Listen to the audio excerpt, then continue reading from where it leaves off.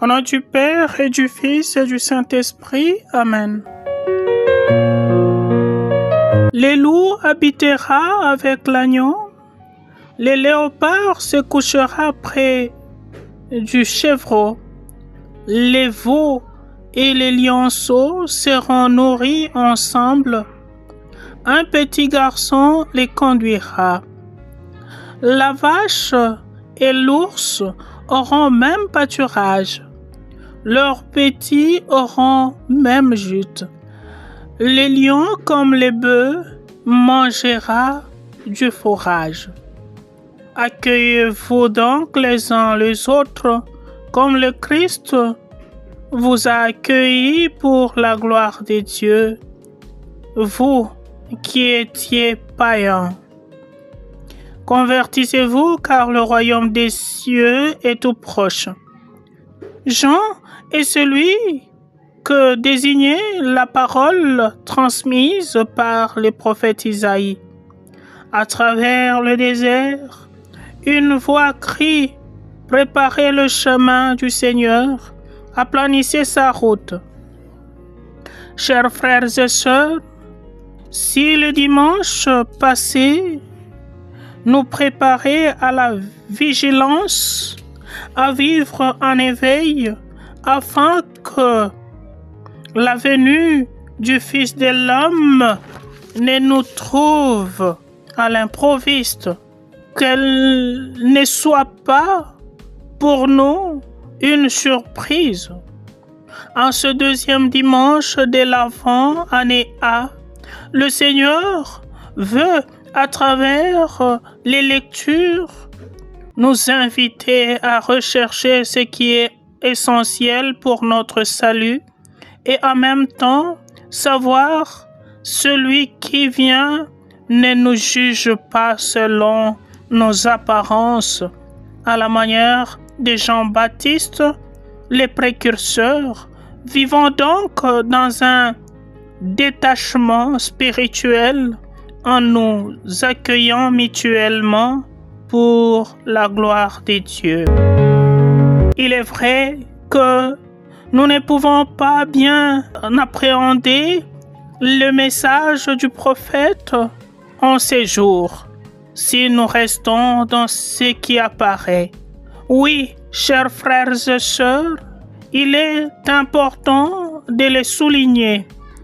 Le prophète Isaïe aujourd'hui met dans un embarras de compréhension et ceci peut être bien perçu que si nous nous mettions à la place de ses congénères qui sont ses interlocuteurs directs.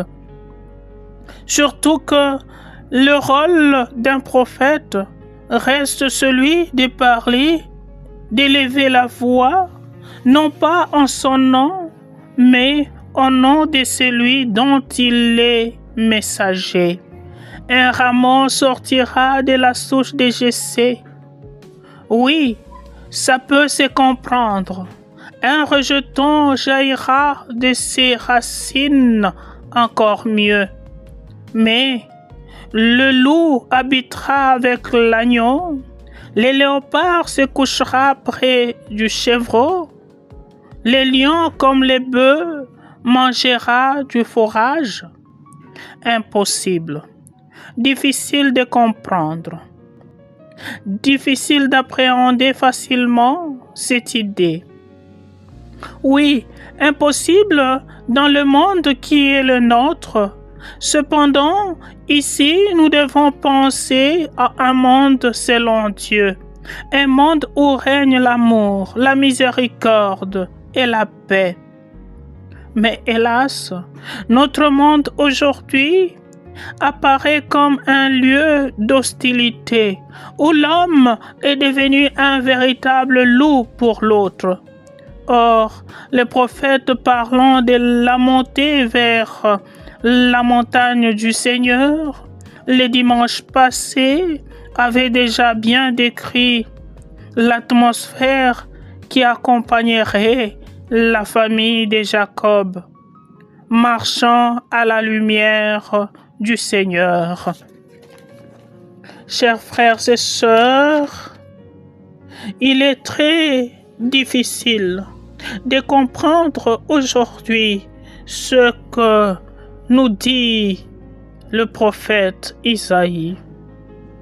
Que les lions, que le loup, tout ce qui est vorace puisse vivre en parfait accord avec les herbivores. Le dimanche passé, nous avons suivi et entendu que le prophète disait presque la même chose. De leurs épées, disait-il, ils forgeront des socs, des charrues et de leurs lances des faucilles. On ne s'entraînera plus à la guerre. Ces arguments antithétiques du prophète Isaïe que nous venons de suivre en la lecture d'aujourd'hui voudraient nous signifier comment Dieu est capable de transformer notre vie, car il est celui qui tranche selon la justice et de façon particulière en faveur des pauvres.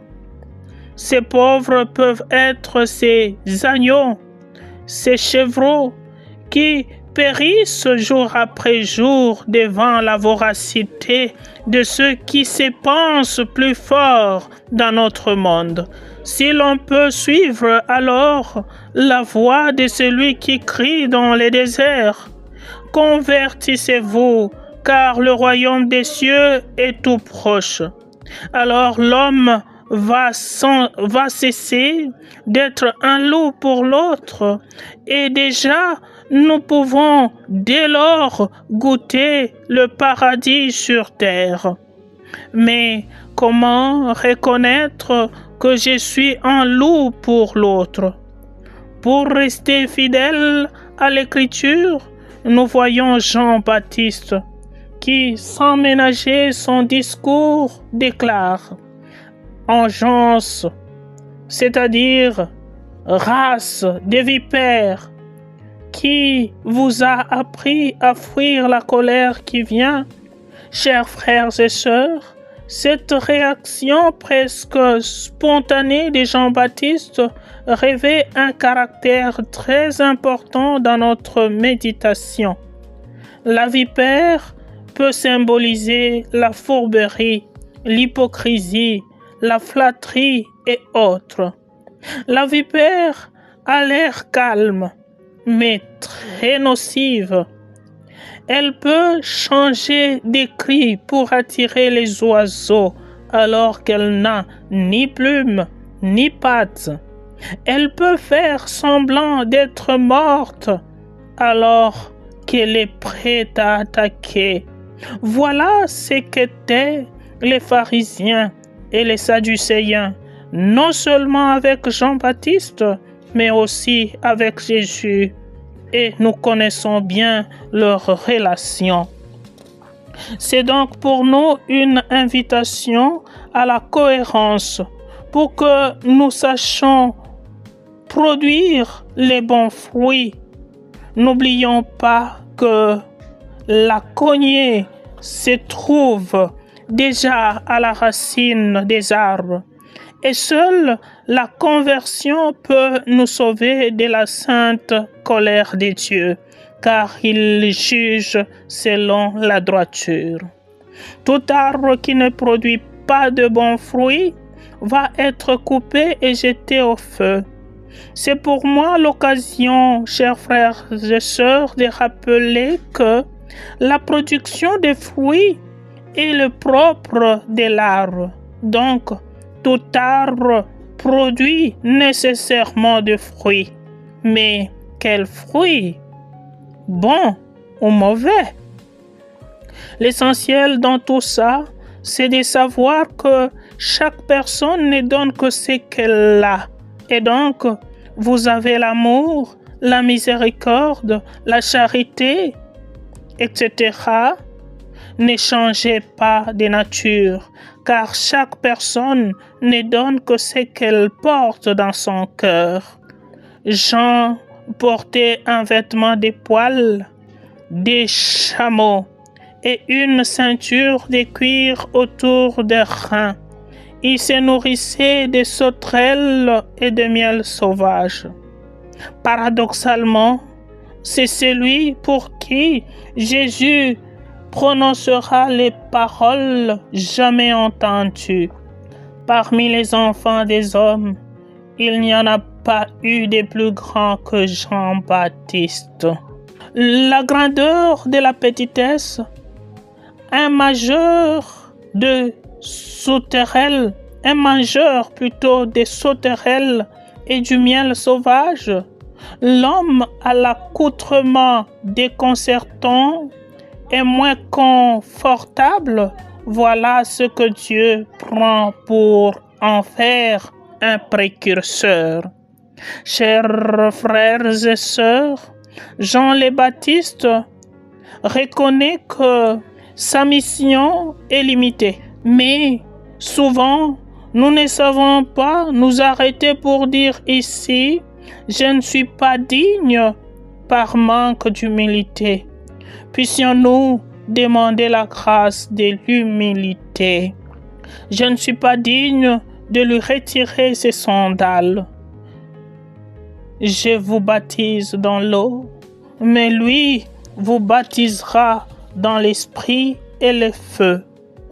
À l'image de Jean-Baptiste, le précurseur, revêtons-nous d'humilité et nourrissons-nous de la modestie. Soyons des témoins fidèles qui annoncent l'amour, la cohésion, l'unité. Évitons de paraître en vedette, mais plus encore prophètes qui communiquent la conversion, non seulement à travers la parole, mais mieux encore dans nos actes. Ainsi, nous produirons de bons fruits. Prions donc, frères et sœurs, en ces deuxièmes dimanches de l'Avent, que le Dieu de la persévérance et du courage nous donne d'être d'accord entre nous selon l'Esprit du Christ Jésus, afin que d'un même cœur, d'une même voix, nous rendions gloire à Dieu qui nous a sauvés dans son Fils. Amen.